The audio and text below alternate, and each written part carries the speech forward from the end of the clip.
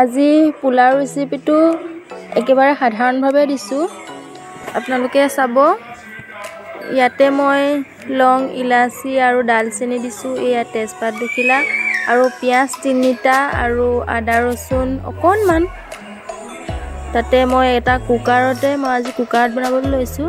কুকাৰত অলপমান তেল দিছোঁ, ৰিফাইন তেল। জোখ অনুযায়ী মই জহা চাউল টুকুৰা লৈছোঁ যিহেতু সেইকাৰণে। আৰু তাতে মই অলপ ঘিউ দিছোঁ, ঘিউ 1 চামুচ 1.5 চামুচ মানে দিছোঁ। তাতে মই লং, ইলাচি, ডালচেনিখিনি থেতেলিয়াই দি দিছোঁ আৰু তেজপাতো দিছোঁ, অলপমান চেনি দিছোঁ। মই ইয়াতে পিঁয়াজ আৰু আদা ৰচুনৰ পেষ্টটো দি দিলোঁ, সেইটো দেখুৱাবলৈ নহ'লে, আৰু মই ৰঙা হোৱালৈকে ভাজি থাকিম। চেনিখিনি দি দিলে পোলাও কালাৰটো ধুনীয়া হয়।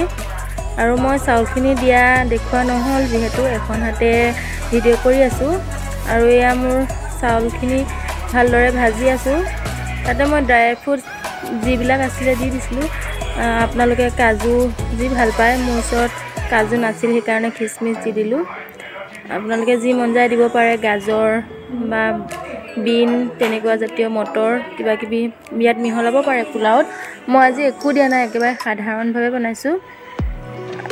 আৰু এনেদৰে ভালকৈ ৰঙা হোৱালৈকে ভাজি থাকিম পোলাওখিনি।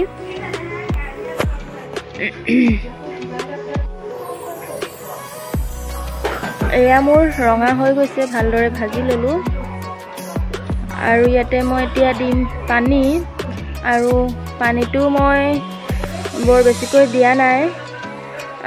সাধাৰণতে আমি যেনেকৈ ভাত খাবলৈ দিওঁ তেনেদৰে দিলেই হ'ল, তাতকৈ অলপমান কমকৈ দিব, কাৰণ জহা চাউল যিহেতু বেছি পেটপেটীয়া, মানে অলপ বেছি লাগি ধৰা ধৰণৰ হৈ যাব পাৰে।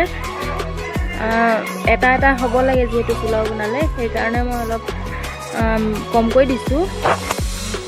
আৰু এতিয়া মই ইয়াতে চিটি মাৰি দিম, এনেকৈ নবনাওঁ। কুকাৰটো ঢাকোন লগাই মই এতিয়া এটা চিটি মাৰিবলৈ দিম। আৰু আনফালে মই লোকেল মাংস বনাই আছোঁ, মুৰ্গী মাংস সাধাৰণভাৱে যেনেকৈ বনায় সকলোৱে ঘৰত তেনেদৰে বনাইছোঁ। আৰু সেই তাৰ ৰেচিপি দিয়া নাই, এনেই জাষ্ট দেখাই দিছোঁ। আৰু মই এয়া পোলাওখিনি হৈ গ'ল, মই আপোনালোকক খুলি দেখাই দিছোঁ কেনেকুৱা হৈছে। আপোনালোকে বেছিকৈ অইল খালে দিব পাৰে, ৰিফাইন তেল বা ঘিউ বেছিকৈ দিব পাৰে। মই অলপকৈ দিছিলোঁ, বেছি দিয়া নাই। আৰু এয়া মোৰ পোলাও দেখিছে কেনেকৈ এটা এটা হৈছে, এটা এটা লাগি ধৰা নাই ধুনীয়াকৈ। আৰু যদি মোৰ এয়া চাই লওক, এটা এটা হৈছে, মই দেখাই দিছোঁ। নাপাহৰিব। তেনেহ'লে আজিলৈ আহোঁ।